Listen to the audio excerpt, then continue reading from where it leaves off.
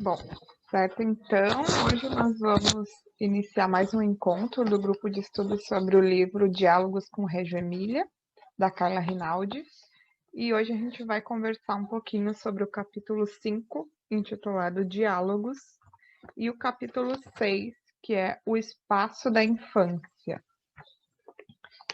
Eu já vou começar, então, trazendo um apontamento ali já de início da página 139, né, que é a página que inicia o capítulo, onde eles fazem uma reflexão acerca de como que se dá, vamos dizer assim, o conhecimento, né?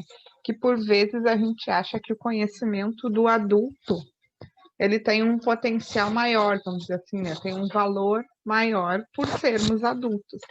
Mas aí eles trazem justamente a reflexão de que há essa descoberta, esse fazer do conhecimento, ele se dá dentro dos potenciais de cada um. Então, se a gente for colocar dentro de uma balança, né, vendo o que é que difere os processos de cada um, não tem tanta diferença na concepção e na construção do conhecimento de uma criança para um adulto, né? Até porque a criança, justamente, ela se permite muito mais. Então, por vezes, um pensamento de uma criança ele se dá de uma forma mais elaborada do que a nossa, que na maioria das vezes é um pouco mais simplista, né? Não sei se também chamou a atenção de vocês isso. De mim também, e é interessante pensar isso, de que às vezes o adulto acha que a explicação, digamos, cientificamente correta é a mais certa, sendo que daí não é, né? E às vezes as crianças vão elaborar um monte de hipóteses de como esse mundo funciona e tal. A gente falou, como é que a gente sente cheiro? Daí as crianças, pelo cabelo, enfim, de um monte de outras alternativas, e daí o adulto às vezes acha que o conhecimento que ele tem é o mais certo, e sendo que não é, né? Mas sobre a questão da organização desse texto, né, diferente dos outros que tem a data em que ele foi escrito, esse aqui ele não tem, né? E o que eu entendi foi meio que, acredito eu, que ela escreveu enquanto ela estava escrevendo esse livro. Que é bem isso, né? Que acaba dando o nome do livro como todo, né? Diálogos com Reggio Emília e tal.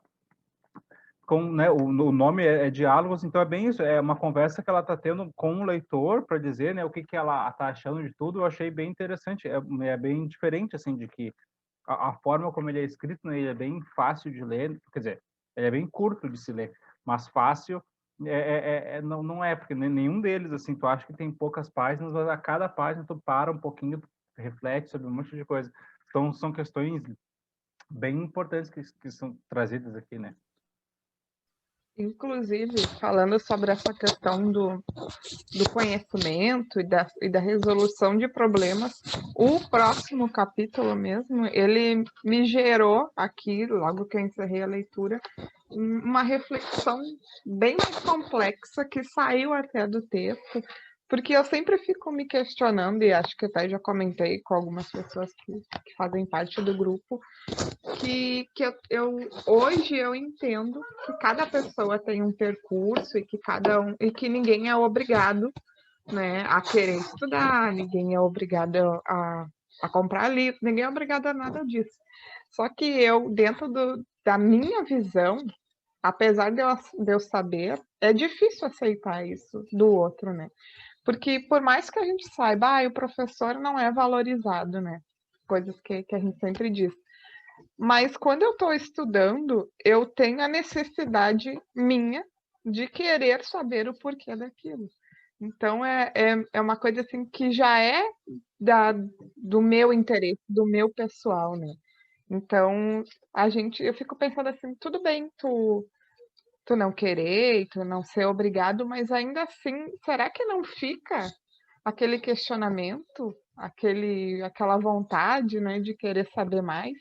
E aí, que tem um pouco a ver com isso que eu estou falando ali na página 140, no meio do parágrafo inicial, ela fala: a natureza do relacionamento entre o problema que surge e a pessoa que tem de resolvê-lo é essencialmente análoga, tal como a natureza das estratégias que adultos e crianças utilizam para explorar, definir, formular hipóteses, sendo que o envolvimento emocional a paixão, o senso de ironia e diversão que eles experimentam também podem ser semelhantes. E sobre isso também, Leide, me chamou a atenção a isso de que a função que às vezes a gente esquece, né, que enquanto professor, o nosso parte do nosso trabalho é a questão de refletir sobre a nossa prática, né? Que ali no meio do último parágrafo coloca assim, ele não sobre o professor, né? Ele não apenas produz experiência e ação diárias, mas também se torna objeto de reavaliação crítica da construção teórica. Então, sabe, o quanto que a gente acaba pensando e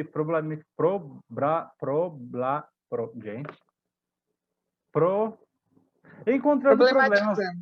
problematizando, exatamente, na nossa prática, e acho que esse livro, às vezes, ele traz um desconforto por causa disso, ele traz esse lugar de pensar nossa prática, e às vezes a gente não está disposto, já, não gostei desse livro, que ele é muito difícil de ler, tipo, ele é denso de se ler, mas aí daqui a pouco a gente não gosta dele porque ele está nos tirando de um lugar confortável, tipo, eu sou um bom professor, tenho aulas há 5, 10, 20 anos, mas daqui a pouco são provocações que a gente não está preparado para se fazer, né? E esse livro traz, né? Tanto que ali na página 141 eu botei assim, né, a teoria e prática como uma retroalimentação, assim, de que e a importância de se questionar sobre a nossa prática é interessante assim, ó, de que ao ter que se explicar, digamos, né, explicar o que eu estou fazendo e por que eu estou fazendo, a gente acaba pensando em outras formas de problematizar a nossa educação, né? Então, daqui a pouco, a hora que eu me coloco numa posição de debate, que nem aqui é o grupo de estudo, é uma oportunidade de eu pensar na minha prática e colocar ela em voz alta, e daqui a pouco uma coisa que para mim é bem comum, para outra pessoa que está escutando não é, né?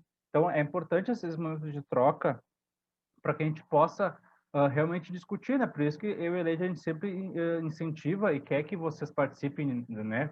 Deem relatos, digam que vocês concordam ou não concordam, porque o ponto de vista de vocês é diferente do nosso, no meio da Leide, então sempre vão ser questões que vão ser trazidas de outra forma, né?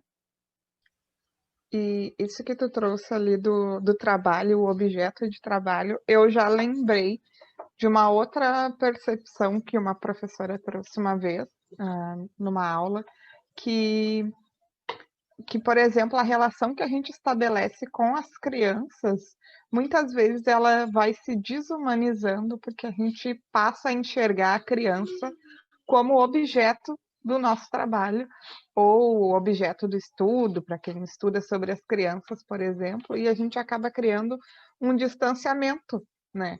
E tanto que acho que por isso que muitas vezes a gente vê, e é uma coisa que eu sempre trago, as pessoas que não são diretamente os professores das crianças, tendo uma relação muito mais humanizada, mais consciente e mais próxima das crianças. Porque elas não veem na criança, esse aqui é o meu trabalho, eu tenho que cuidar dele, né? É diferente, é uma outra relação. Então, acho que às vezes a gente tem que fazer esse exercício de se distanciar um pouco para a gente não enxergar ou não se ter só como um objeto, né? Estar ali enquanto pessoa também. Sabe que essa função de ver a criança como objeto, tá? Eu lembro uma vez eu estava vendo questões de concurso e era bem isso, qual é o objeto de estudo ou objeto de trabalho do professor, algo assim. E daí eu botei, sei lá, criança ou aluno, algo do gênero, entre as alternativas. E depois eu vi que estava errado, porque é bem isso, a gente, né, e ali foi uma questão de erro e tal. Mas, enfim, a gente entender essa criança e tal como objeto, né, de que por isso que é importante tirar esse lugar comum, o desconforto, que eu acho que no próximo capítulo fala, né, a questão da crise, quanto que a crise não é necessariamente ruim, ela é só um momento de, a gente não sabe para onde a gente vai, então vamos tentar pensar sobre a nossa prática, né? Mas é importante que a gente esteja disposto e às vezes a gente não está, né? E aí, seguindo a discussão do livro, na próxima página, a Rinaldi ela fala sobre a metáfora, né?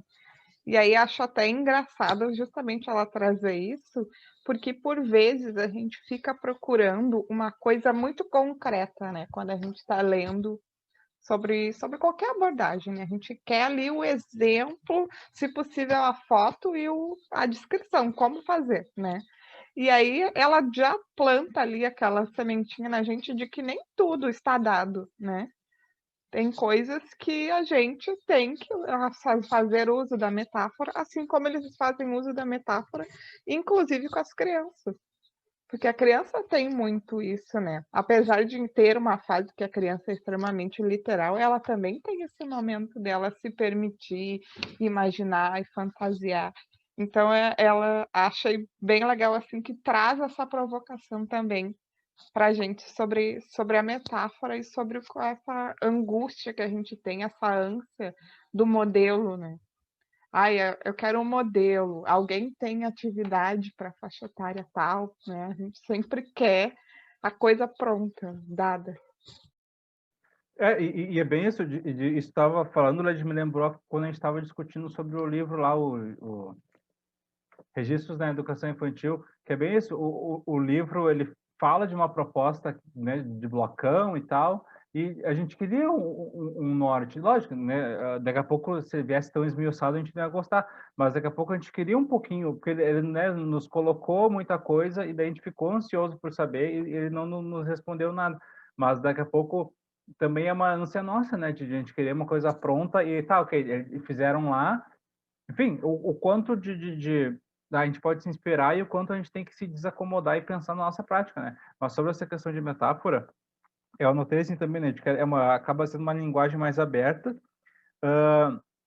e possibilita a interpretação individual, né? O que é interessante também. Daqui a pouco, essa linguagem mais fria, assim, isso aqui é o certo, é o errado. E daí uma linguagem de metáfora já possibilita a interpretação, né, de uma forma mais ampla. Mas daí eu estava pensando assim também de que às vezes a gente infantiliza as crianças, né? Coloca uma coisa bem infantil, que nem a função estava falando no grupo de ontem, que o coelho, um dos coelhos da escola que eu trabalho, morreu. E daí o que que me disseram? Ah, fala que ele virou uma estrela. E daí eu peguei e falei. E daí eu fiquei refletindo, sabe? Ah, por que que eu fiz isso, né? Daí hoje uma das crianças perguntou, ele, né, se ele vai, uma criança perguntou se ele ia estar na estrela do céu hoje. Eu falei, eu não sei, eu sei que ele morreu. Né, eu não estou sendo grosseiro, né? Não, tipo, ele morreu. Se a criança quiser acreditar que ele virou estrela, ele virou estrela. E até mesmo e esse entendimento, né, do adulto, o adulto entende a criança, o bicho virou a estrela. Não, a criança perguntou assim, prof, o coelho está dentro, está morto dentro da estrela, então essa é a própria questão, né, de o que a gente está ensinando para essas crianças. E daí daqui a pouco é isso, os bichos que morrem viram estrela. Daí daqui a pouco a criança vê lá que a estrela é o pó de não sei o quê, né? Por que a gente fica entrando em conflito, sendo que se daqui a pouco a gente falasse de uma maneira mais tranquila, mais poética, daqui a pouco a criança iria entender, né? Ou também uma maneira mais crua, assim, ele morreu. E a criança pode elaborar o que significa essa morte. Daqui a pouco e vai lá alimentar o coelho. E dá, mas por que o coelho não está? O coelho não tá aqui porque ele morreu. Morrer significa que ele não vai estar presente aqui com a gente. Enfim, sabe? A gente poder olhar para a criança como alguém que tem maneiras próprias de construir conceitos sobre o mundo, né? Não fica só esperando do adulto. Inclusive, deixa a sugestão de vocês fazerem esse tipo de pergunta para as crianças. Por exemplo, perguntar o que é uma estrela ou do que as estrelas são feitas. Né? E às vezes a gente tem uma expectativa de que eles vão falar geralmente sobre vida e morte, né? Justamente por causa disso. E eu trabalhei numa escola que a gente fez essas perguntas para as crianças de 4 e 5 anos. E eles responderam várias coisas que a gente nem estava esperando, inclusive o que de fato é uma estrela. E aí ele disse que ele tinha visto no filme do Rei Leão, agora esqueci o nome lá do javali. Foi ele que disse, né, o que eram as estrelas e tal. Mas aí, voltando ali para. Acho que já indo mais para o fechamento do capítulo 5, me chamou a atenção duas questões. Primeiro, que ela usa a palavra heurística, que muitas vezes a gente já relaciona com o conceito de brincar heurístico. Né? Ela traz o heurístico como uma aptidão, ao agradecer aqui algumas pessoas que contribuíram.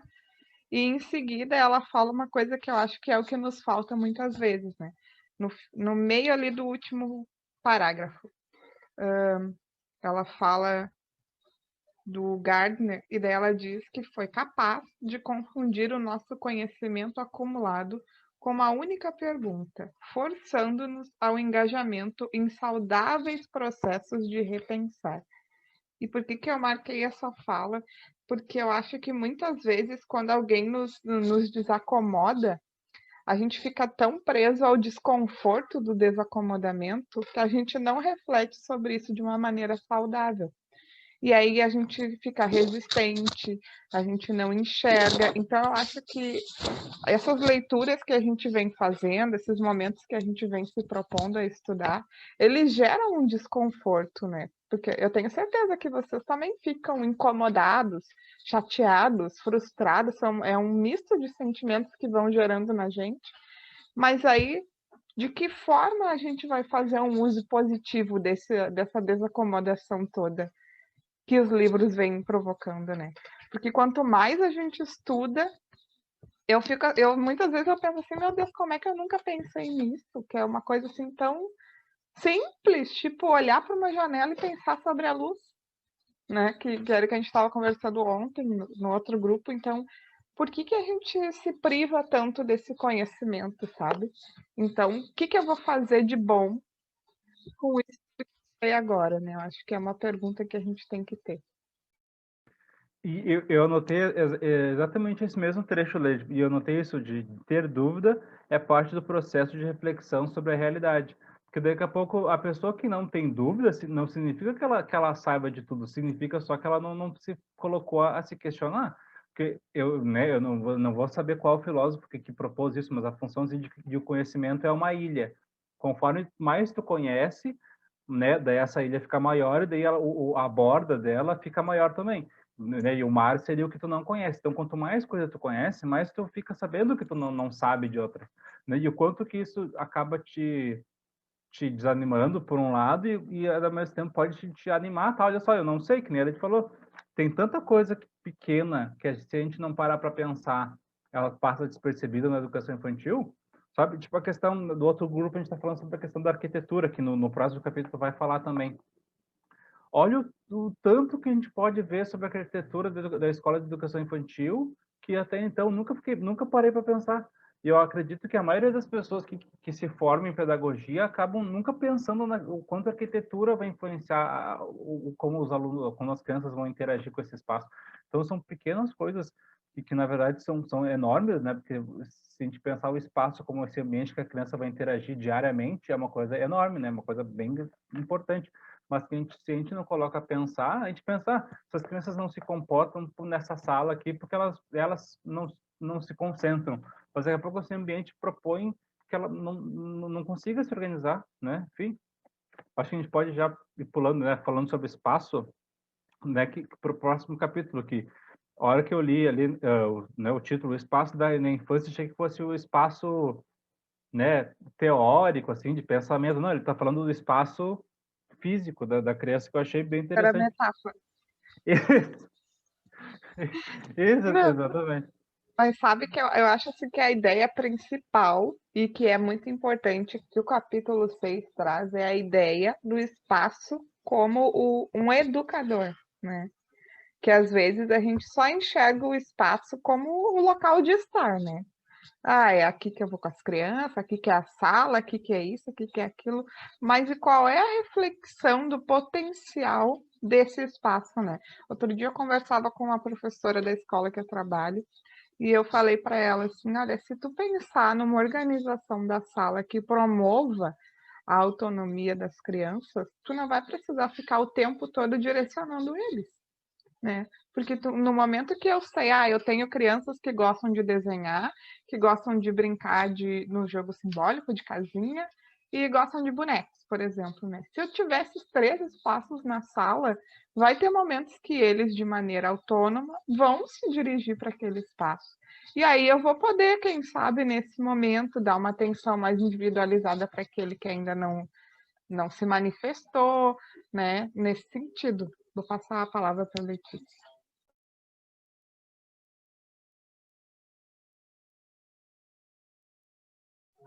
Tá fechado teu microfone. Oi, tudo bem? Cheguei um pouquinho atrasada hoje. Mas aí cheguei no momento que você estava falando do assunto que eu discuti muito hoje, porque aqui na minha cidade a gente retorna às aulas agora segunda-feira, né? Dia segunda-feira não. É, dia 2, segunda-feira já, né? E e estamos vivendo esse dilema, gente, do espaço, o que fazer com essas crianças, porque retornam 100%, e aí a gente ouve uma diretora falando assim: "Não, eu vou tirar todas as mesas da sala para caber as crianças". Aí o mobiliário não permite que as crianças fiquem com 1 metro de distância, né. As professoras super com medo de ficar próximo do que fazer nesse ambiente mesmo, com as crianças, né. Então, assim, é uma discussão e tudo aquilo que nós viemos estudando até hoje. O ano passado nós fizemos um estudo sobre alimentação, né, sobre esse como utilizar esse espaço, né, dos pequenos grupos para alimentação, e vai tudo por terra agora, né, porque almoçar na pré-escola vai ser como fábrica, todo mundo lá com o seu pratinho, vão montar e vão sentar em algum lugar, e até mesmo um lanche que aqui eles oferecem que chama colação, né, que é bolacha ou é leite ou é uma fruta, mas assim, vai perder esse sentido, vai ser mesmo só para ter o horário de comida, porque aquele estudo que nós fizemos, trabalhar criança, alimentação, isso vai se perder agora com esse retorno. E o mobiliário não está sendo adequado para eles também, né. Então, a gente fica muito triste em saber quando a gente lê um material como esse, você vê que é uma cidade, né. Eu acho que o mais interessante de estudar Régio é isso, todos eles trabalharam em função dessas crianças, né. Todas as escolas, os nidos, né, que eles chamam os NID, tudo foi feito em prol das crianças. Diferente das nossas redes ou das nossas escolas particulares, que cada uma tem a sua, né, concepção, e estraga tudo. Aquilo que a gente começa a ver que dá resultado, né. E quando você lê que deu resultado num lugar, é porque é possível de fazer. E aí a gente se perde com esses entraves que a gente encontra por aí. Eu vou te falar 2 coisas, Letícia, sobre isso. Primeiro, que quando eu leio, eu tive uma fase, assim, de pensar: "Não, não tem o que fazer, o único jeito é eu ir lá para Régio, se eu quiser viver essa experiência, é ir lá e trabalhar lá". Que claro que ia ser uma coisa muito difícil, mas tudo bem. É o pensamento primeiro, a revolta, a indignação e tal, pensar que aqui é inatingível. E aí Os segundo estágios do luto de que a gente não mora em Régio. é exatamente isso, porque a gente cria uma afeição, né. Tanto que acho que de certa forma a gente se sente parte de Régio, né. A gente vive esse sonho, a utopia. Mas aí também me permitir pensar que não posso, né, só sonhar e aqui nada fazer, né. Só um desabafo também. E segundo, eu vou compartilhar contigo a minha experiência, né. Eu acho que o que vocês vão viver agora, eu e o Bernardo provavelmente também, a gente viveu isso em outubro do ano passado, quando a gente voltou no olho do furacão, as escolas voltaram aqui no Rio Grande do Sul, né, a rede privada foi a primeira a retornar. E aí a gente tinha todas esse o medo, pensava como é que vai colocar os protocolos em prática e tudo mais. E aí eu vou te dizer que na verdade, é tudo isso que eu acho é educação infantil, né, que tu trabalha, Letícia. Aqui também a gente trabalhava com educação infantil. Essa coisa do distanciamento, ela nunca funcionou, porque eu acho, né, que é impossível a gente como é que a gente vai privar as crianças do primeiro que a educação infantil, ela é uma prática de socialização. Então como é que eu vou proibir as crianças de brincarem junto, como é que eu não vou pegar a criança no colo, como é que eu não vou acolher? Então isso nunca existiu. Né, a gente voltou e teve que voltar, apesar dos apetrechos que a gente usou, assim, mais intensos no início, a gente teve que voltar com o corpo que a gente tinha antes, né, com o acolhimento que era anterior. E aos poucos a gente foi superando esse medo né? Claro que a gente sempre tem o medo ainda hoje de, mesmo que a gente já tenha vacinado as 2 doses, a gente sempre tem esse medo, mas a gente foi vendo, as crianças, elas nos dão sempre mais do que a gente espera, né? E eu acho que, de certa forma, esse relacionamento com as crianças também foi nos deixando mais tranquilos, e com a passagem do tempo, né? Claro que não é uma receita, mas só para te dizer que a gente ficou tão ansioso em como dar conta dos protocolos que na hora do vamos ver, a gente conseguiu cumprir com o que a gente esperava, mas o principal, que era a questão do distanciamento, não foi possível, né? Pensa bem, bebês, como é que a gente vai se distanciar de um bebê, por exemplo, né? Ai, tá chorando, chora a 1 metro de distância, não tem como, né? Então, a gente pensa assim, até naquelas escolas que são mais adequadas, né, que já estão seguindo todo o protocolo, é o que a gente está falando para os pais, olha, a gente está seguindo tudo, tem os tapetes, tem o álcool, tem o distanciamento em alguns espaços, mas dentro da sala de aula isso não vai acontecer. E mas é o trabalho que a gente vem desenvolvendo mesmo, né? Você vem lutando para aquilo, pela sua escola da infância, aí agora veio a escovação, a saúde, a Secretaria de Saúde quer que trabalhemos 2 projetos, a escovação e a alimentação por causa da obesidade, né? Que muitas crianças, né, se alimentaram mal. Aí elas já ficam, como que vai ser essa escovação, né? E essas salas aqui são grandes, a gente tem sala com 32 crianças.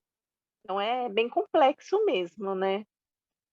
A gente fica pensando, se adequando a isso. Então, uma coisa que o Bernardo sempre fala é que depois dessa pandemia o Brasil precisa ter uma pedagogia, né? E eu acho que a gente vai se adequando e vai escrevendo sobre isso para no futuro a gente poder utilizar, né? Não, Porque e essa função da gente pensar numa pedagogia nossa mostra como é importante isso, sabe? Tu falou agora da questão do projeto da Secretaria da Saúde sobre a alimentação e escovação, né? Higiene bucal, enfim, de que daqui a pouco, tá, esses são trabalhos que o professor tem que fazer, só que daí a escola, né, o professor não consegue atingir os pais dessas crianças, que são eles que na escola a criança não vai comer tanta besteira como comer em casa, enfim, sabe? De que é um trabalho de cima para baixo, que não consegue entender a dinâmica de uma escola. E é triste isso, né? E no fim, acho que a escola é o lugar que está seguindo mais os protocolos, né? Porque você vê criança no shopping, nas praças, nas ruas, nas quadras, tudo brincando, sem higiene, sem a máscara, sem nada. E a escola é o lugar mais protegido para ela, né? E essa tua fala, Letícia, é uma coisa assim, no começo não, lá no meio daquela coisa toda de aceitar a pandemia, eu fui muito contrária ao retorno das escolas, né? Sempre tive esse discurso e tal. E depois eu comecei a me dar conta também que o que estava acontecendo. Eu estava pensando dentro da minha bolha das crianças que realmente tem quem fique com elas. Por exemplo, a gente trabalha na rede privada, a gente sabe que é possível a família pagar alguém para atender em casa, ou tem a Dinda, enfim, tem várias coisas, né? Mas e aquelas crianças do bairro que eu moro, que estavam ali na rua, muitas vezes é pior para essa criança, né, que está sempre ali solta, estar ali do que estar na escola, né? A escola ainda né, o lugar dessa criança. Então, também tive que ir amadurecendo esse processo e pensando, bom, a gente tem que retornar, mas como? Não é a qualquer custo que aí foi o problema, né? A gente teve que voltar de qualquer jeito. Mas, passada a pandemia, agora os protocolos de saúde retornando, eu achei bem importante, não sei se isso chamou a atenção de vocês também, na primeira página do capítulo, no final do 2º parágrafo, eles falam sobre a reflexão que fizeram, né? Sentimos necessidade não só de expandir e aprofundar o nosso conhecimento de ambientes espaciais, mas também de reformular os nossos conceitos relacionados ao assunto, mudando a nossa maneira de pensar acerca dos espaços. Então, eu acho que esse capítulo ali também é muito justo no momento que ele reflete que teve e foi necessário um amadurecimento, né? Que não foi dado, ai, sempre foi assim, aqui a gente pensa, não era assim também. Mas aí se fez e se comprou, né, o pensamento, como ela traz, e se investiu nisso. E eu marquei exatamente esse mesmo trecho, porque casou bem com outro grupo, com outro livro que a gente está tendo um grupo de estudos aqui, que é esse aqui, Crianças, Espaços e Relações, que daí ontem a gente estava falando sobre como a luz, a textura da luz, a cor, enfim, como a hora que tu tem várias questões que tu está disposto a pensar sobre isso, problematizar sobre o espaço físico, tu tem muita coisa para trabalhar na educação infantil. E é bem isso que a gente falou, né? A Carla coloca ali, né? Quando comecei, no final do parágrafo dessa página, quando comecei a trabalhar nas escolas municipais de Régio, em 1970, fiquei surpresa com alto nível de consciência acerca da importância e da qualidade dos espaços na escola. Então, essa é uma discussão que, quando ela começou a trabalhar em 70, já estava lá amadurecendo, para que hoje, em 2021, a gente esteja hoje, né, aqui, terça-feira, lendo esse livro. Então, não foi uma coisa dada do dia para a noite. E que nem a Letícia falou, essa pedagogia brasileira, ela já está acontecendo, sabe? Esse grupo de estudo, o Meu Pequeno Baobá, pessoas incomodadas com a educação infantil, daqui a pouco esse momento agora de retorno, é o momento que a gente tem de começar a olhar esses espaços e pensar, tá, ele não está adequado para a criança em função da pandemia, mas será que antes ele já estava adequado? Será que, né? Será que sim? Será que não? Ah, agora a criança tem que se higienizar mais vezes. Tá, mas como é que ela vai fazer isso se a torneira é de girar e é difícil, sabe? Então, de tentar fazer essa questão do retorno às aulas presenciais durante a pandemia, porque a gente ainda está, né, na pandemia, mas uma forma de a gente começar a pensar nesses espaços dessa escola, né? Porque se a gente realmente quer que daqui a 20, 30 anos o Brasil seja um pouquinho mais parecido com como é em Régio, vai começar dentro da escola que a gente atua, né? Não vai ser um plano governamental dizendo que vai ser Régio aqui, porque isso não vai acontecer. E mesmo que venha acontecer, vai ser uma coisa que não vai funcionar, porque a proposta de Régio, que nem a Letícia falou, né, é uma proposta humanizada da comunidade de olhar essa escola de uma forma mais humana. Então, né, é importante pensar isso. E eu anotei, assim, que não estamos sozinhos. Então, sabe, teve um momento em que Régio não foi a Régio que a gente conhece hoje, foi só mais uma cidade na Itália, né? E aí, seguindo ainda essa reflexão, na página 146, no segundo parágrafo, eles falam, né, já existia uma clara intuição da relação existente entre a qualidade do espaço e a qualidade do aprendizado, né, a definição dos espaços como o terceiro educador. E aí eu grifei a palavra intuição, porque eu acho que muitas vezes é isso que nos falta, né? A gente fica só na intuição, né? Intuitivamente a gente faz uma boa prática, intuitivamente a gente muda alguma coisa na escola, mas aí o que eles fizeram? Eles tinham já essa intuição e investiram nisso, né? Foram atrás das parcerias, foram atrás de conceitos e colocaram isso em prática. Então eu acho que daqui a pouco é esse empurrãozinho que está faltando para nós. Claro que não é só isso, tá? Mas talvez se a gente conseguisse ter um foco, e daí eu lembrei que hoje o Raul estava perguntando aqui em casa o que é foco e o que é concentrar, né? Porque acho que provavelmente eu falo muito isso aqui em casa. E aí eu fiquei pensando nisso, né? Que daqui a pouco a gente tem essa mania de olhar para diversas abordagens e querer pegar um pouquinho de cada.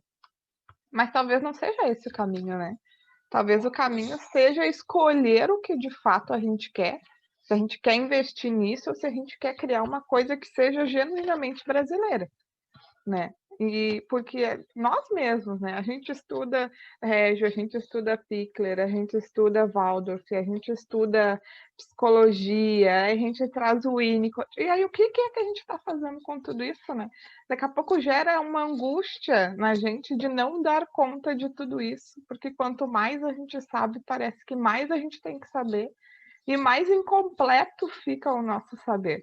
Porque cada leitura, inclusive aqui no início do livro, eu colei um post-it de coisas que eu tenho que estudar para entender esse livro. Aí eu anotei Vygotsky, Montessori, Foucault e socioconstrutivismo. Para me aprofundar nisso, eu me propus, quem sabe um dia, a me aprofundar nessa, e pós-modernidade também. Então, pensem, parece que a gente sempre está em busca de dar conta de mais coisas. E aí eles nos dizem, nós intuímos isso, mas a gente também buscou parcerias, não fizeram sozinhos, né? A escola não ficou fechada só no seu núcleo, que é isso que a gente até conversou ontem, né? Que muitas vezes a escola não sabe nem o que acontece no próprio bairro da escola, né? E a gente tem que sair um pouquinho. A gente fala tanto em comunidade escolar, mas na verdade a comunidade escolar não existe, né? Raras são as escolas que têm de fato uma relação com o bairro, com a sociedade, com a sua comunidade, com as famílias, né? E falando sobre famílias, é pensar assim, daqui a pouco se tu tem uma escola, um pai e uma mãe que é marceneiro, que é construtor, que é pedreiro, enfim, né? O quanto esse pai, essa mãe poderia contribuir com a escola, justamente olhando essa escola. Porque, né, no início do capítulo coloca ali a questão, né, o diálogo que, por ser interdisciplinar, se torna intradisciplinar e assim contribui para atingirmos níveis de reflexão metacognitivos. Então, daqui a pouco a gente, enquanto professor, a gente pode olhar a escola e problematizar a escola, mas daqui a pouco a gente está dentro dela, já faz com o nosso olhar seja enviesado. Então, daqui a pouco, outras pessoas olhando a escola, elas vão ver problemas e soluções que a gente não vai conseguir ver. Eu não lembro agora onde eu ouvi, mas eu ouvi em algum lugar, assim, o peixe, ele não sabe que ele está na água. Ele está naquilo ali. Vocês estão me vendo? O peixe, o peixe, então, a gente quem tem noção que o peixe está na água, somos nós que estamos olhando ele, sabe? Então, ó, essa dinâmica é diferente. Daqui a pouco a gente não está acostumado a pensar a escola diferente, porque a gente está vivendo ela todo dia. Então, outras pessoas podem contribuir de uma forma muito mais significativa, né? Inclusive, Bernardo, isso que tu fala tem num filme infantil novo, acho que é da Pixar, Soul, acho que é o nome do filme, que a pessoa, a música fala para ele, né? Que ele fala assim, eu queria. Agora eu esqueci, mas ele fala assim que queria o oceano, e daí ela fala, tá, mas aqui é o oceano. Daí ele fala, não, o oceano, porque às vezes a gente tá ali no meio da coisa, a gente tá ali no meio do que tem potencial para acontecer, mas a gente não enxerga a potencialidade do espaço, não enxerga a potencialidade das crianças. E acho que na maioria das vezes a gente não enxerga a nossa própria potencialidade, né? Esse é um trabalho que a gente tem que fazer também, que tem a ver com acolhimento, de como nos enxergar enquanto sujeitos potentes e necessários para a escola, né? Que a gente não está ali só porque tem um diploma escrito licenciado em alguma coisa. A gente está ali porque nós somos os profissionais que estudam a infância, que estudam sobre a escola, que estudam sobre políticas públicas, ou pelo menos deveríamos, somos nós, né? Então, se tem alguém apto a revolucionar a escola, somos nós, né? Então, falta esse interesse também, né? Esse dar-se conta. Eu acho que tem a ver com isso, né? Perceber o potencial que cada um de nós temos na escola também. E se colocar a pensar, né? Porque daqui a pouco a gente se inspira tanto em Regi, Montessori, Vygotsky, Piaget, enfim, mas a gente não coloca em prática isso, né? É bom não ter isso. O que se pretende de ideia para a educação e o que se realmente acaba fazendo, né? O que a gente isso propicia para que mude o nosso dia a dia, né? Mas só voltando para a questão do espaço, eu notei assim de que no livro que a gente conversou sobre o registro na educação infantil, E na educação de 0 a 3 anos falava do espaço como uma questão assim, o mobiliário, que objetos tu vai colocar, objetos de madeira, ao invés de plástico, enfim.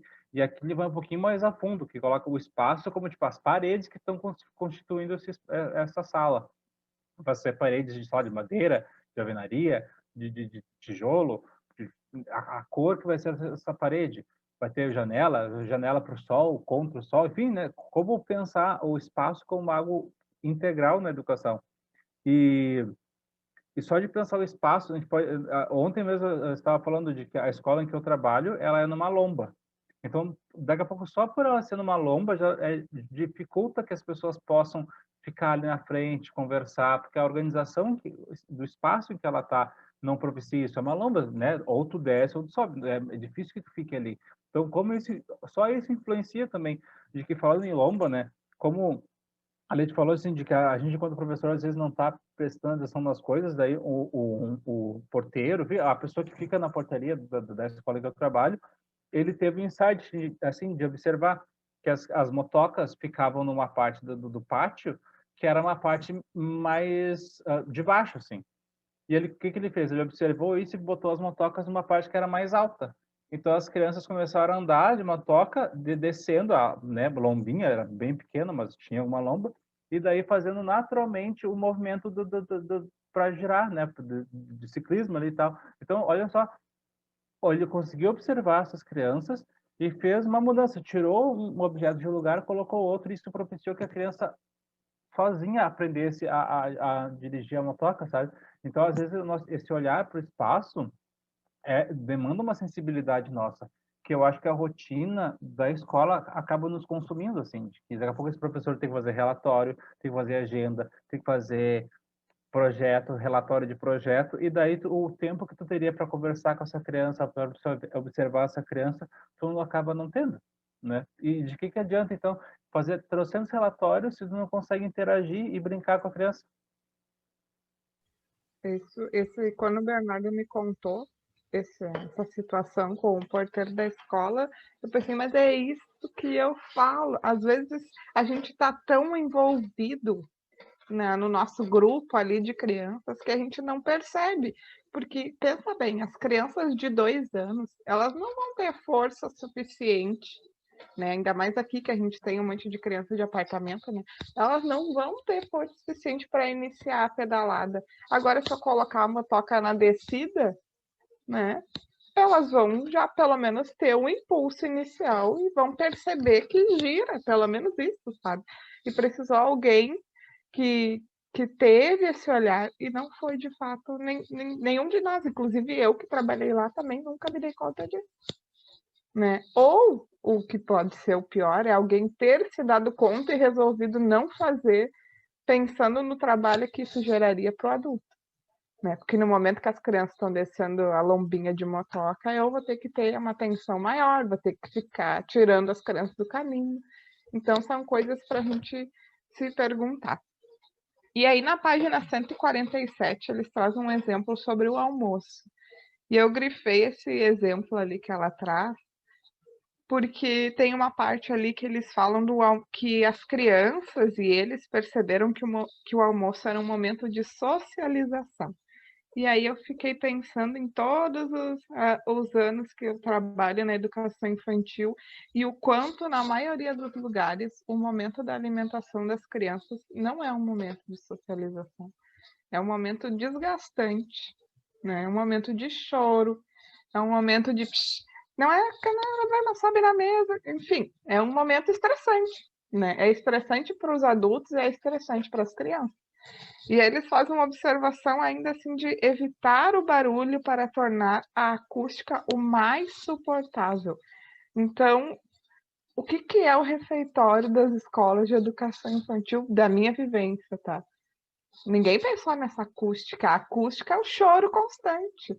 E aí, não, aí eu fiquei pensando sobre isso e essa semana, foi segunda, eu conversei com as professoras da escola que eu trabalho. Eu falei, gurias, a gente tem que pensar em alguma estratégia, porque as crianças, os pequenos, eles ficam no andar de cima, eles já descem a escada chorando quando é a hora das alimentações.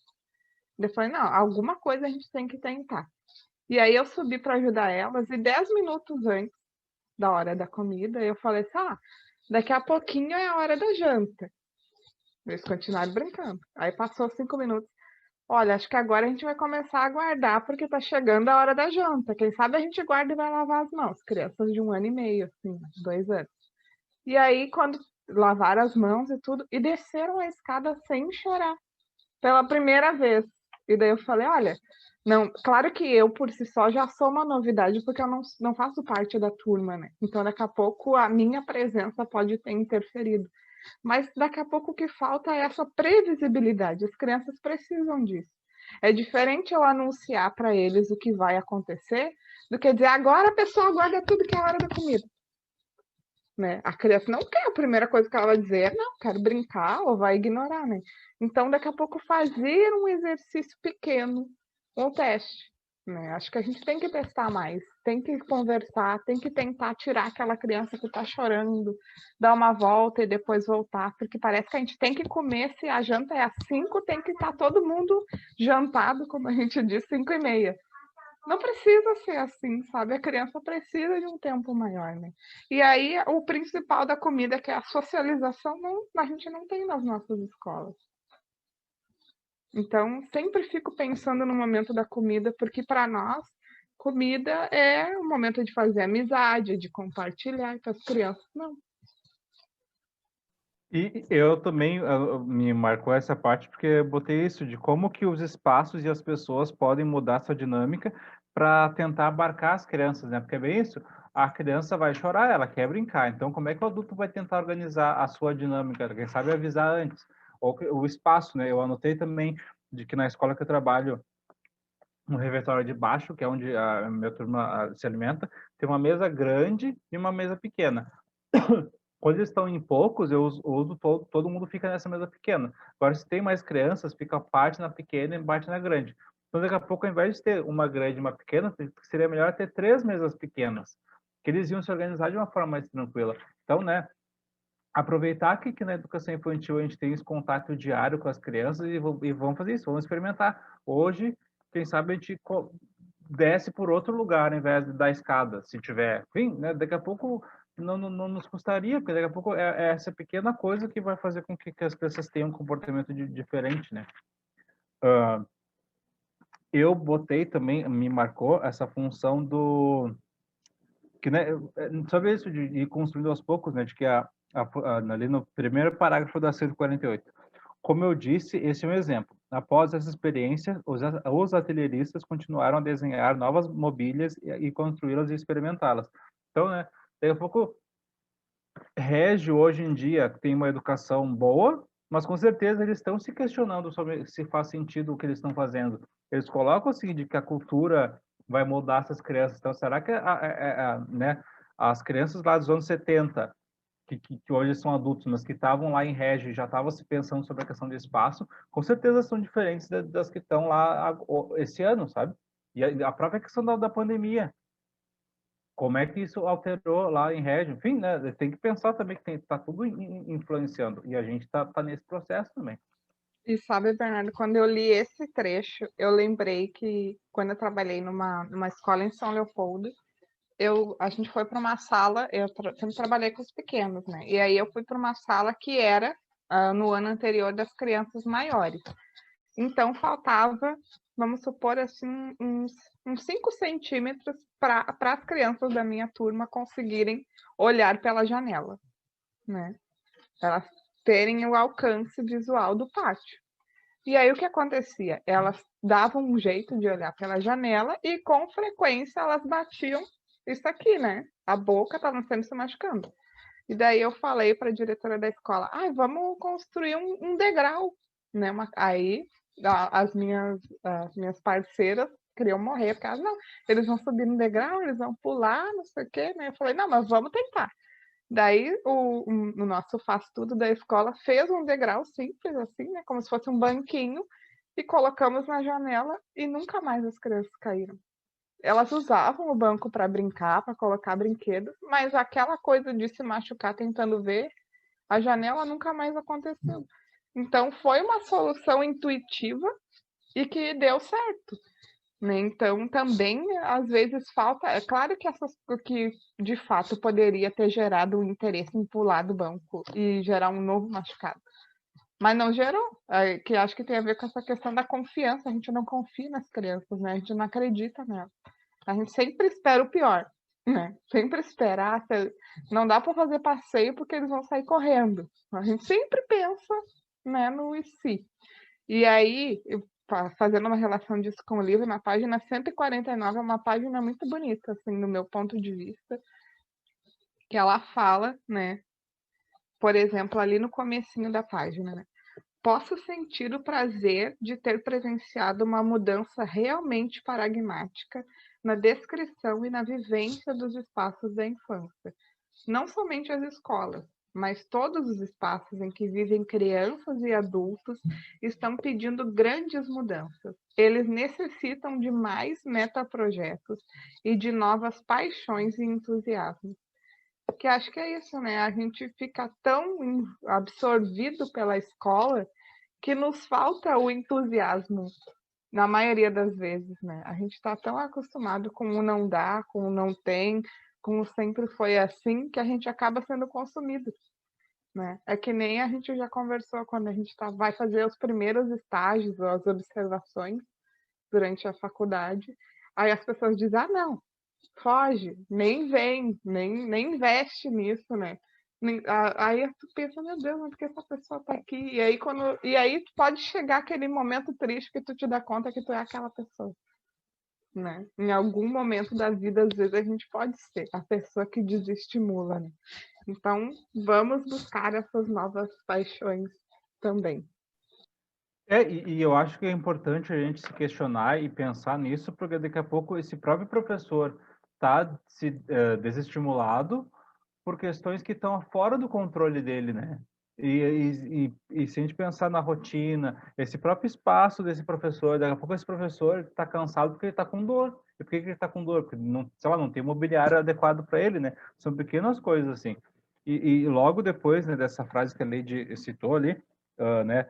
Projetar o espaço de um nido ou uma escola da infância, né? Ou talvez pudéssemos dizer apenas projetar uma escola é um processo altamente criativo, não apenas em termos de pedagogia e arquitetura, mas também, de modo geral, em termos sociais, culturais e políticos. Então, agora lendo esse livro e o Crianças, Espaço e Relações, parece tão óbvio que a questão da arquitetura conversa tanto com a escola, mas eu fico pensando, eu estudei 7 anos o curso de Educação Física, agora estou fazendo pedagogia, e eu nunca ouvi falar sobre a questão da arquitetura, né? O quanto que isso influencia no nosso fazer de diário na escola.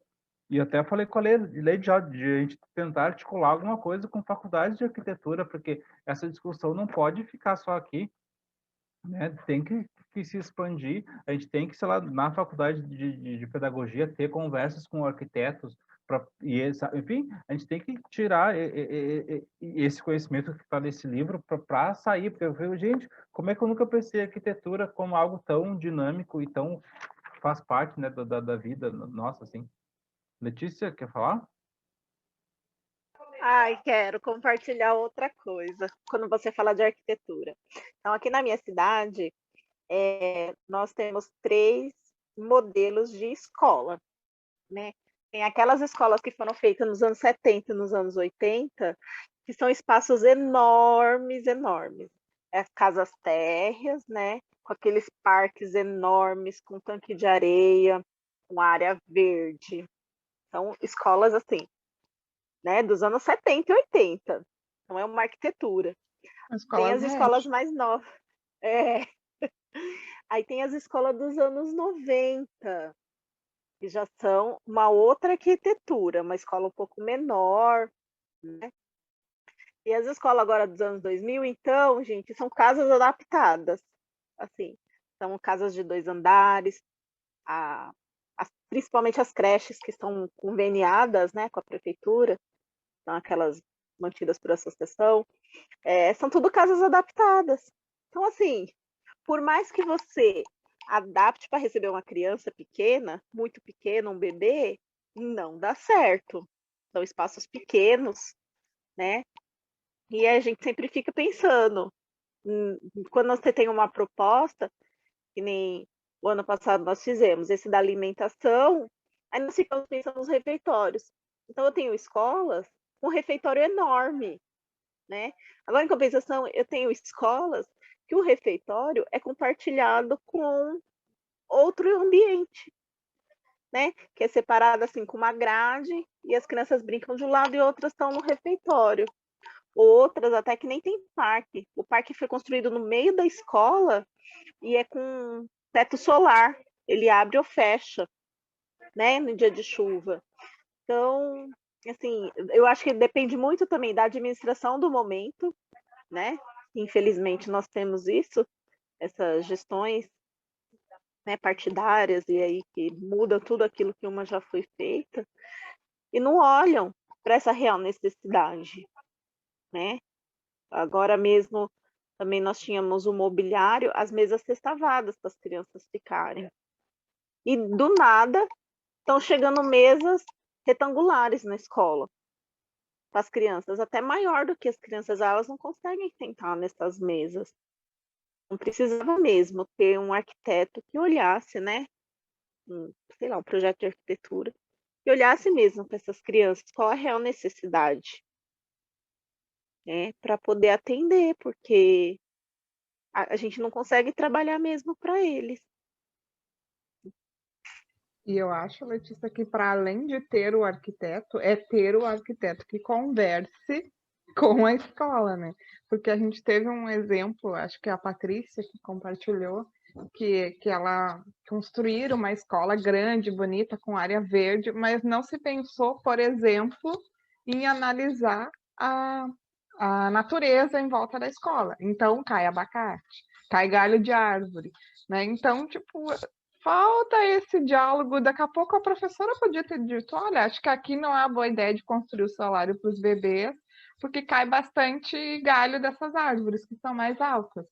Né? Então, não adianta daqui a pouco a gente investir em ter um arquiteto pensando junto, mas aí está pensando sozinho. Né? Tá pensando só na estética arquitetônica.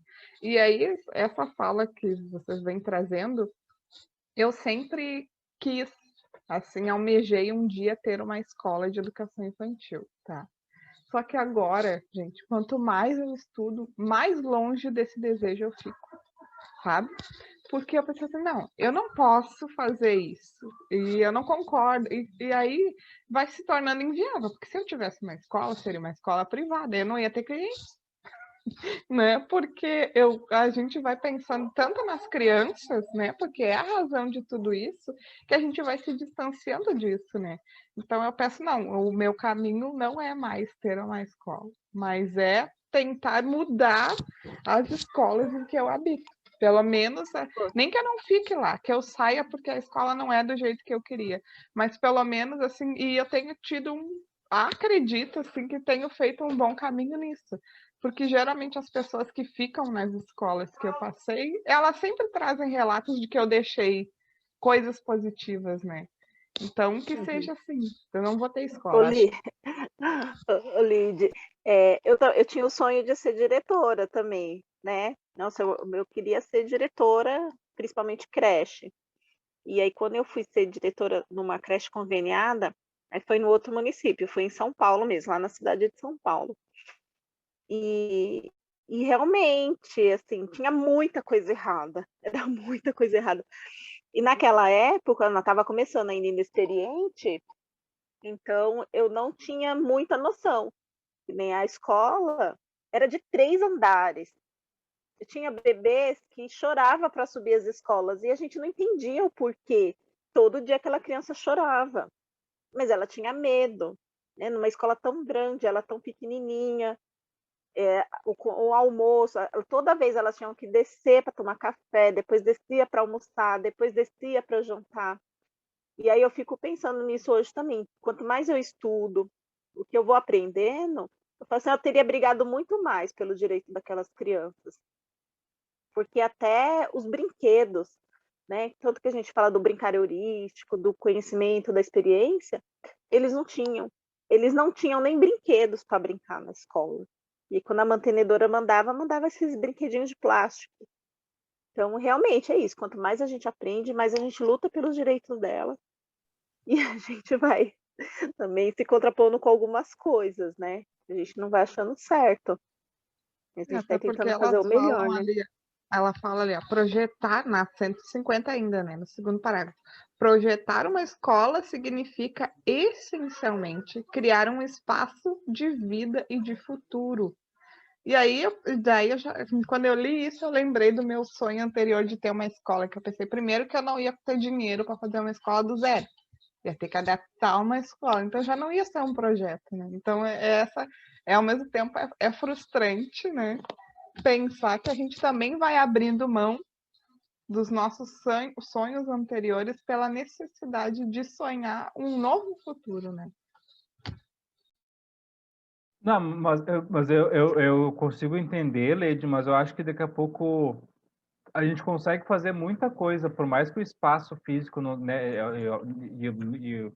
quero que vocês entendam que eu não estou me contradizendo, estou dizendo assim, tá, ok, a gente está nesse espaço físico, né, essas paredes e tal, que não são o ideal, mas como que a nossa postura enquanto professor vai ser, sabe? Que eu acho que se for de um professor vai ser diferente, se for de um coletivo de professores vai ser diferente, eu acho, sabe, nesse grupo eu não vou me lembrar agora, mas alguns outros grupos que a gente fez no Baobá, tinha várias pessoas que eram gestoras de escola, que a gente ficava bem animado. Então, assim, é uma pessoa gestora que está buscando algo diferente. Então, daqui a pouco ela consegue minar, né, positivamente essas outras professoras e professoras, porque se o nosso olhar for mais acolhedor, assim, a gente vai entender, tá, ok, essa criança seria muito melhor se ela tivesse esse espaço, né, que nem a gente vê em fotografias de rede para ela poder explorar. Tá, ela não tem.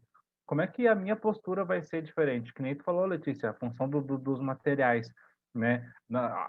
A escola que tu falou aí é ruim porque ela fica dependente de vir, né? De externo, assim, digamos.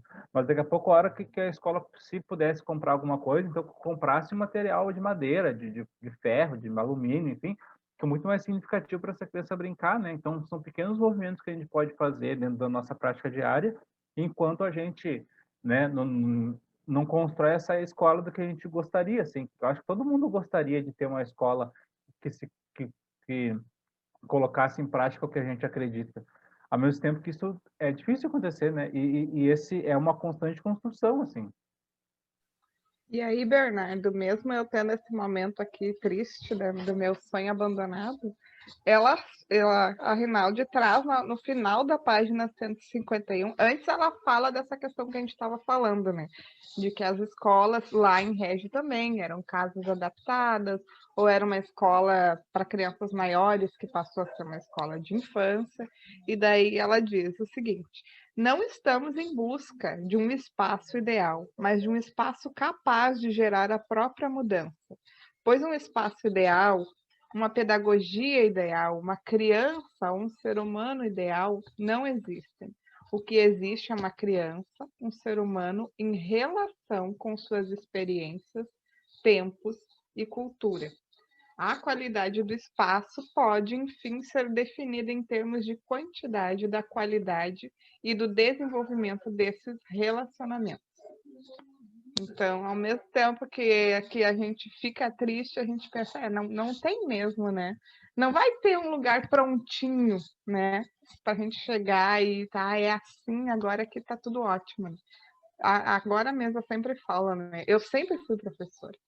E eu acredito que eu, enquanto professora, eu fazia um trabalho de coordenação pedagógica que era mais saudável do que o que eu tenho que fazer agora enquanto coordenadora pedagógica. Porque é muito diferente e é muito difícil, porque não depende de mim, sabe? Então é muito mais solitário.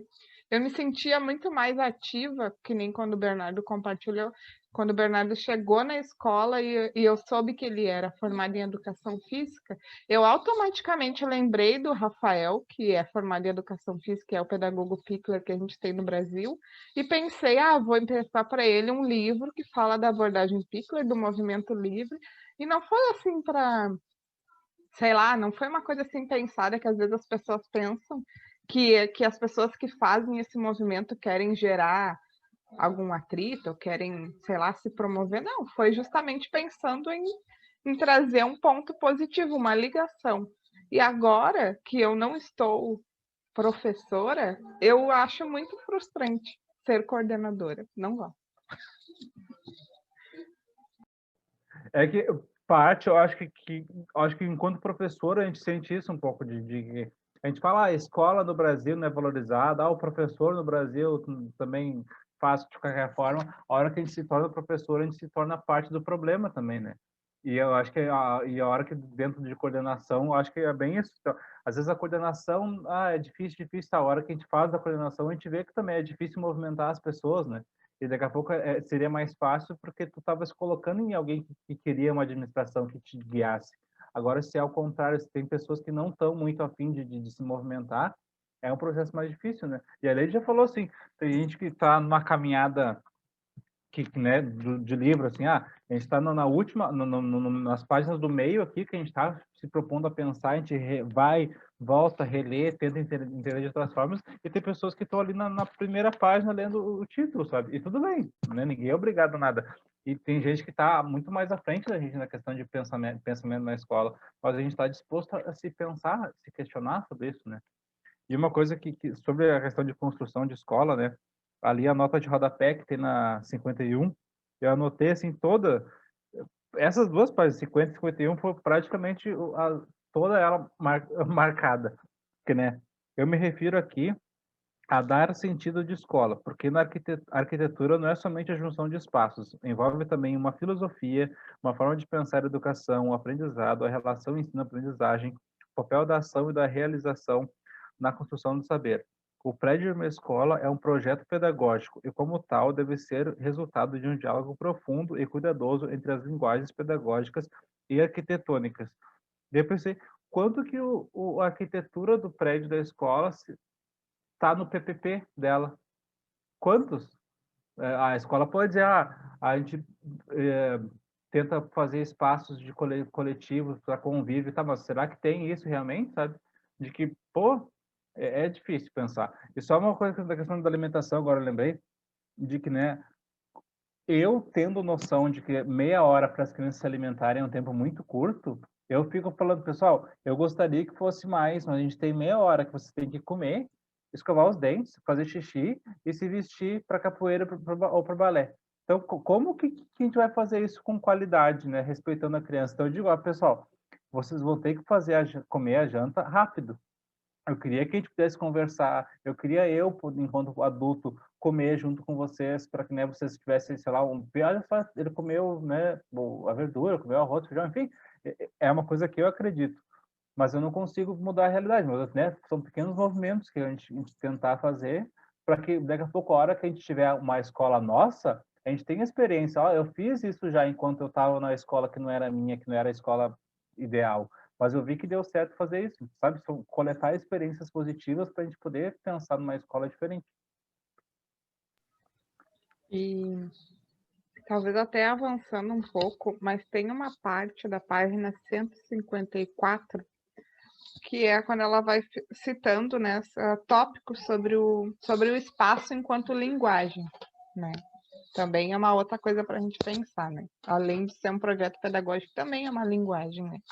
E aí, no 1, 2, 3, 4, no quarto pontinho ali no final, ela fala: no espaço compartilhado, cada um de nós atribui um significado especial a esse espaço, criando um território individual que é fortemente afetado pelas variáveis de gênero, idade e, como afirmamos, cultura. E daí por que eu marquei essa parte, né? Porque a gente já conversou que muitas vezes a gente quer que a criança, que é um indivíduo, que é único, ele chegue na escola e ele se adapte à escola, ou à sala, ou ao grupo, sendo que, na verdade, a gente teria que fazer justamente o contrário. A escola, enquanto um todo, deveria se adaptar para respeitar e potencializar as características individuais de cada criança, né? E não querer que todo mundo entre agora aqui, é todo mundo padrão, todo mundo é desse jeito, né? Tanto que eu já ouvi, às vezes, as pessoas dizendo, mas aqui todo mundo é assim. aqui todo mundo é amigo, por exemplo, né? Não tem que ser assim, né? Nós não somos amigos de todo mundo. Às vezes, os próprios colegas da escola, a gente às vezes odeia um colega, né? Vamos ser honestos, às vezes a gente odeia a pessoa, fazer o quê, né? E aí a gente quer que as crianças sejam todas amigas. A gente quer que as crianças briguem e em 2 segundos elas voltem a ser amigas. Não, o que a gente está ensinando, né? O que a gente está falando sobre consentimento, sobre respeito, sobre relações, sobre afinidade, né? Então, acho que a gente também tem que repensar que esses discursos que são apaziguadores, eles também estão apagando a identidade das crianças, né? Isso que o Bernardo falou sobre alimentação, eu sofri bastante porque o Raul, que é meu filho, ele come bem devagar e ele se distrai muito facilmente. Qualquer coisa, se passou ali um cisco caindo na frente dele, ele acha mais interessante do que a comida que ele está comendo. E daí eu falava para ele, Raul, infelizmente, quando tu for para a escola, vai ter um tempo para tu comer, que não é 1 hora ou mais, né? E ninguém vai dizer, a tua comida está fria, vou aquecer um pouquinho no micro. Não. Né? E ele, por quê? Olha, porque é assim. Na escola é assim. Então a gente também sofre com isso, né? De ter que dizer para as crianças. Olha que triste ter que dizer para a criança que a escola não respeita o tempo da criança. E a escola deveria ser o local das crianças. Né? Não, e só voltando ao que tu falou da função de que às vezes a gente quer simplificar a vida das crianças, né? De que a gente tira a complexidade da vida, né? De que agora mesmo tem uma criança que é da minha turma que ela tá afastada desde de março do ano passado, 2020, né, os colegas elas voltaram em outubro e ela não voltou, os pais, né, quiseram ficar em isolamento e tal, e a criança voltou agora no início de junho. Então, e daí vieram alguns dias, daí ficaram afastados, que a criança ficou com coriza, enfim. Daí é um processo de constante adaptação dele, né? E daí né, e na escola que eu trabalho, a gente trabalha com a agenda, né, diária. Eu poderia botar para o pai e para a mãe, fulaninho está brincando com todos, está muito adaptado. Só que não, eu escolhi ser sincero, né? Eu disse, fulaninho aos pouquinhos tem brincado muito mais. Hoje, os colegas disseram que ele não era amigo mais deles. Por que eu botei isso? Porque eu quis dizer que antes ele era alguém externo, agora ele é alguém que não é amigo. Então, é um avanço, né? E eu quis mostrar para o pai e para a mãe que é um avanço. Essa criança eles entenderam que ele faz parte do grupo. E é bem isso. É o não amigo que daqui a pouco eles estão interagindo, né? Então essa criança está se adaptando e a escola faz parte da vida dessa criança, não é né? Se essa criança ficou mais de 1 ano sem conviver com outros colegas, como é que eu vou dizer que agora, em 1 semana, ela está bem adaptada? Você teve adultos que até agora não se adaptaram de forma plena, né? E eu só comparando a questão da Letícia, vai começar agora, né? A questão do ensino presencial retomar, foi bem isso. Eu e a Lady, quando a gente retornou no passado, ninguém nos perguntou se a gente estava preparado. A gente pensou como é que a gente vai acolher a criança, como é que a gente vai acolher as famílias, mas como é que os professores vão se sentir acolhidos por esse ambiente, né? Os pais estão com medo de colocar a criança aqui, mas e o professor? O professor não é pai, não é mãe, sabe? Não é um ser humano também que está no meio Enfim, a gente sofre também enquanto ser, né? E esse olhar humanizado, ele tem que ser não só para a criança, tem que ser para a criança, para o professor educador e para a família, né? Que é essa tríade que o livro fala. E aí, fazendo uma reflexão sobre isso, o livro também fala sobre a imagem da criança, né? E aí entra numa questão que daqui a pouco vai ser, que é bem da cultura mesmo, né? Primeiro que não existia criança, né?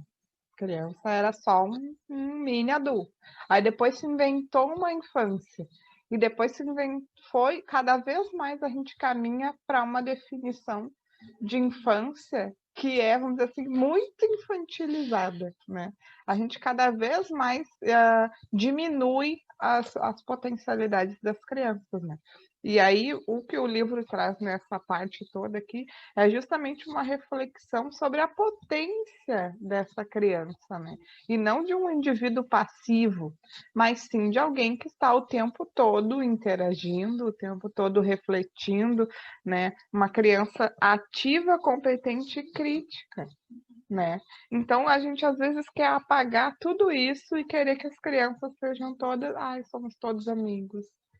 Aqui todo mundo, olha outra coisa que a gente faz, né? A gente pensa numa atividade, numa proposta e quer que todo mundo faça aquilo. Por quê?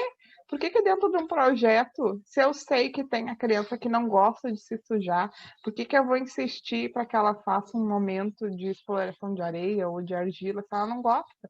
Eu sei que ela não gosta, né? Eu não posso pensar num outro caminho, né? E daí a gente vê, eu já vi alguns documentários de Reggio Emília que estava se trabalhando um projeto e daí a professora diz, ai, como é que a gente vai fazer isso, né? Teve um projeto que eu vi que era as crianças tinham que explicar para pessoas que não sabem o que que é a assembleia que eles fazem todos os dias, né? Aí uns disseram, ah, eu vou fazer umas fotos. Daí foi lá 4 crianças se uniram. Outros, ah, eu vou fazer uma maquete de argila. E outros iam fazer os desenhos. Ou ela só deu a provocação e as crianças buscaram a estratégia de como elas iam contar o que era uma assembleia. Né? E a gente não quer, a gente quer, agora a gente vai mostrar aqui o que é uma assembleia fazendo bonequinho de argila, todo mundo sentado numa cadeira. Né? Isso não é protagonismo nem de longe e muito menos autonomia. Né? Então a gente também tem que se questionar sobre isso de a gente querer homogeneizar, inclusive a nossa prática. A nossa prática tem que ser igual para todos. Agora está na função do Dia dos Avós, e é bem isso.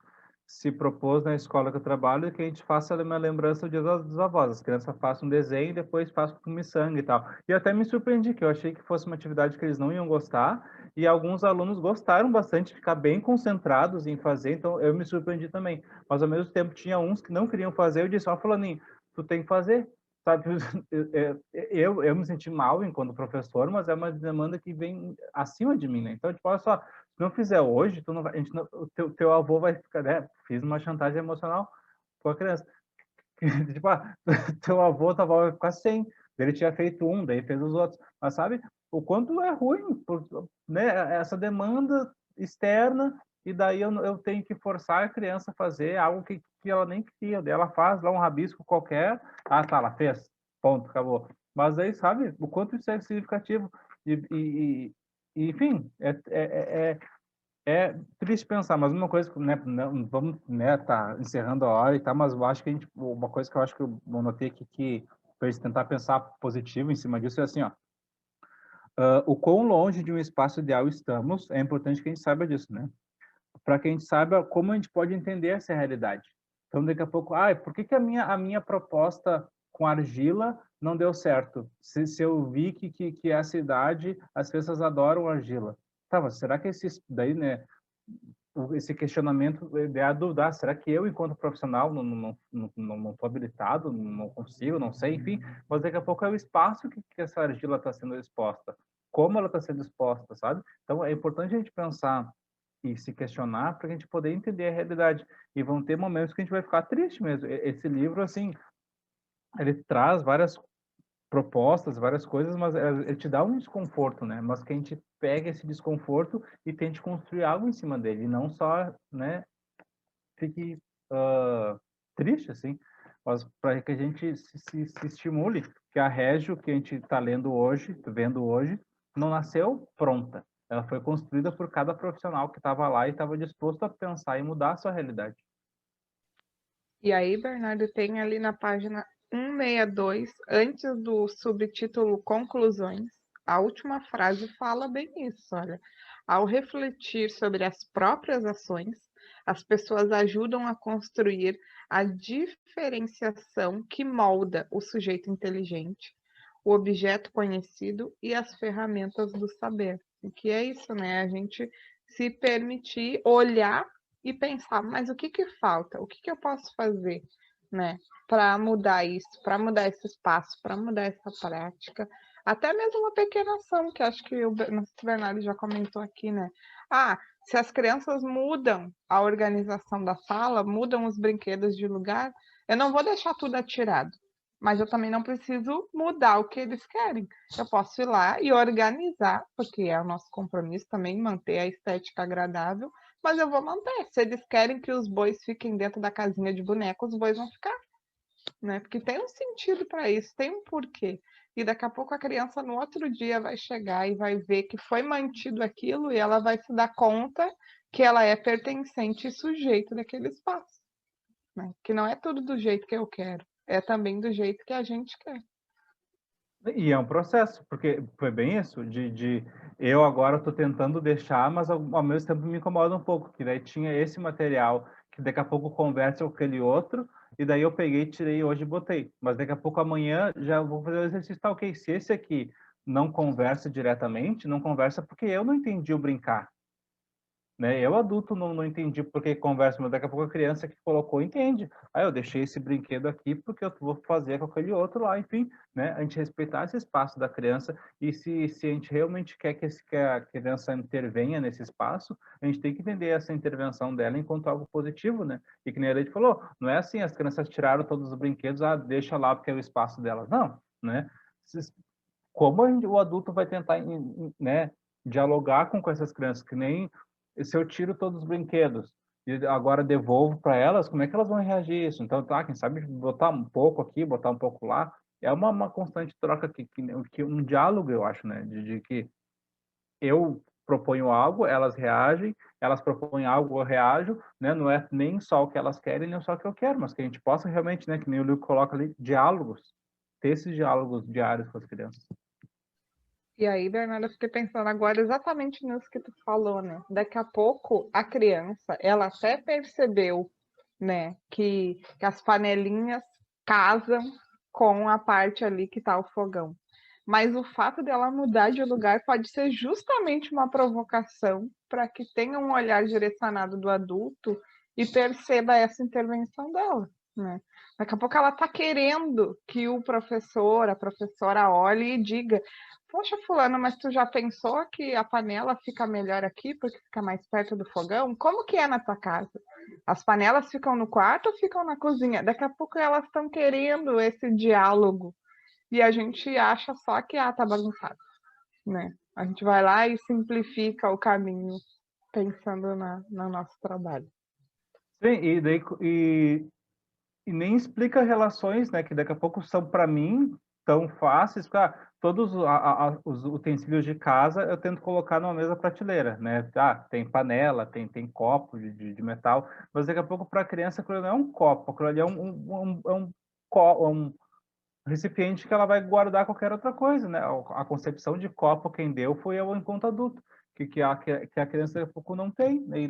Então, né?